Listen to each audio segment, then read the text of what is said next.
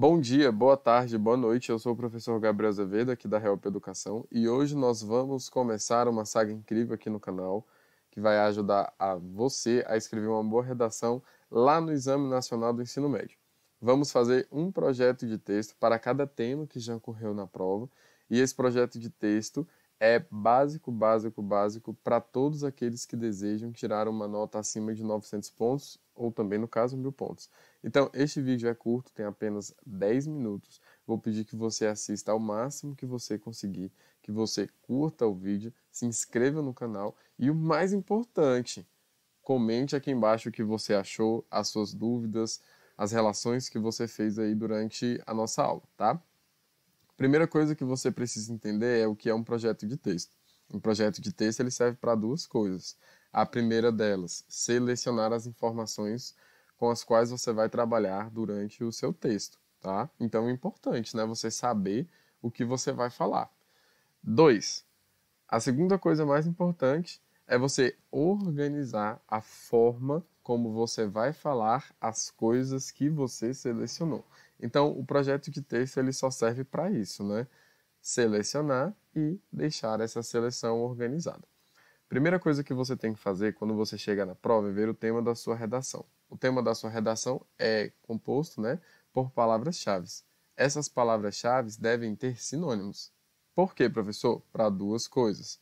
Primeiro, não fugir do tema. Então é muito importante, tá? Você não pode fugir do tema. Você fugir fazendo alusões ou dissertando e argumentando sobre um conteúdo qualquer pode trazer um prejuízo a você, tá? Dois, não repetir palavras. Então, a gente tem que essa elaboração de 4 sinônimos é muito produtiva, né? Então, você já vê que é importante passar por tudo isso, fazer 4 sinônimos para cada palavra-chave para não fugir e para não também repetir. 2. Ler os textos motivadores e levantar repertórios socioculturais. Por quê? Porque ao mesmo tempo que você tem que expor uma opinião, você tem que expor uma opinião embasada em alguma coisa. Então, no momento em que você lê os textos motivadores, né, no momento em que você está fazendo a leitura, você também está buscando relacionar essas informações a informações próximas que estejam em sua prática social, tá? Então esse levantamento ele é muito importante. Lembra lá? Selecionar as informações com as quais nós iremos trabalhar. Esse passo aqui ele serve muito para isso. Terceiro passo, depois de que você levanta todo o repertório com que você pode trabalhar, você tem que definir qual é a sua opinião. E essa opinião vai estar embasada naqueles repertórios já levantados. Então fica muito fácil de você fazer uma tese assim. A sua tese, geralmente, ela é uma afirmação ou uma negação, né?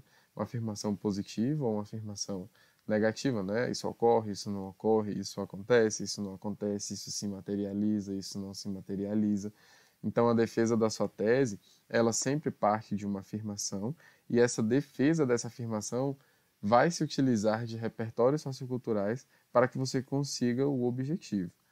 4. Definir o repertório para começar a introdução. Por que isso? Porque muitas vezes você acaba ficando nervoso ou nervosa e não consegue começar uma redação. Então, vou começar com o tempo histórico, com a música, com o livro, com o filme.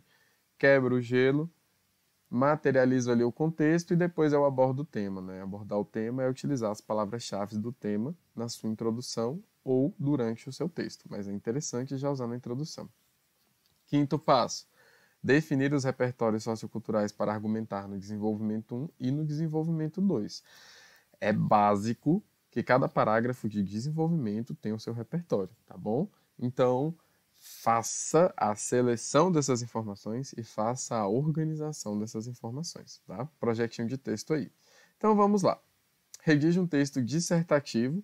No caso aqui, a gente teve em 1998 somente um texto dissertativo, ao que se parece, olha só, sobre o tema Viver e Aprender, no qual você expõe as suas ideias de forma clara, coerente e em conformidade com a norma culta da língua, sem se remeter a nenhuma expressão do texto motivador, o que é o que é. Temos aqui um texto somente dissertativo, tá?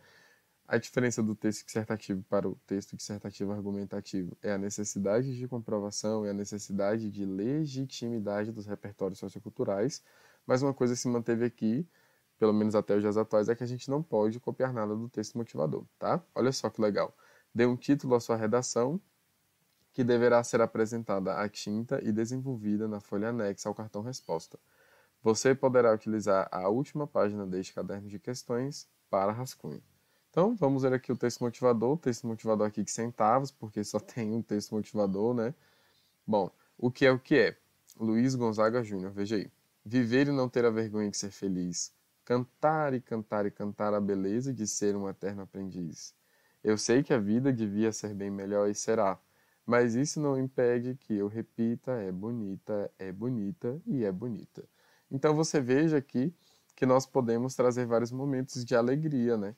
Quando, por exemplo, a vacina do Covid foi feita, né? Que nós tivemos aí uma redução abrupta depois de uma vacinação em massa nas mortes, né? De pessoas com Covid-19.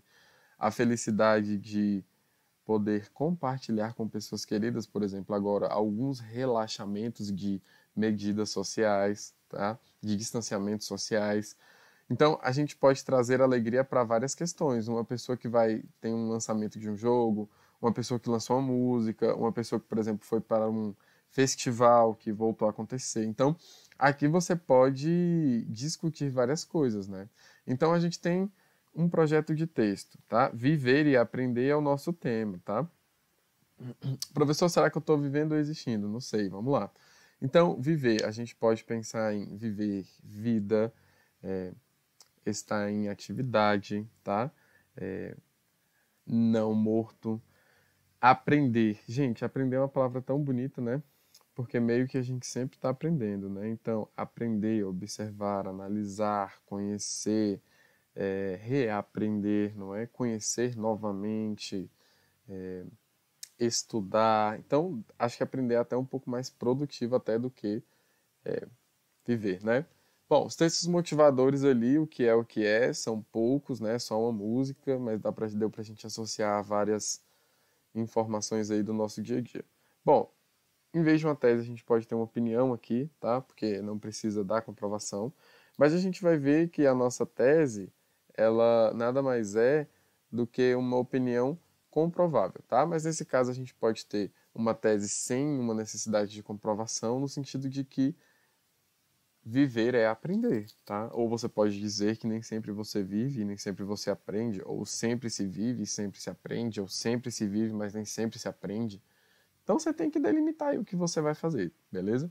Se eu tivesse que começar o meu repertório, eu trabalharia talvez com alguma relação de escravização, no sentido de quando houve a Lei Áurea, por exemplo.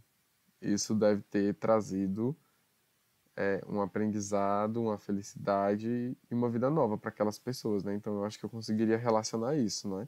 Que viver e aprender talvez seja nisso, né? O cidadão também aprendendo aí que ele tem seus direitos, além só dos deveres, né? Que nós já cumprimos aí muito bem. Então eu começaria assim para poder mesmo entrar na questão do viver e aprender.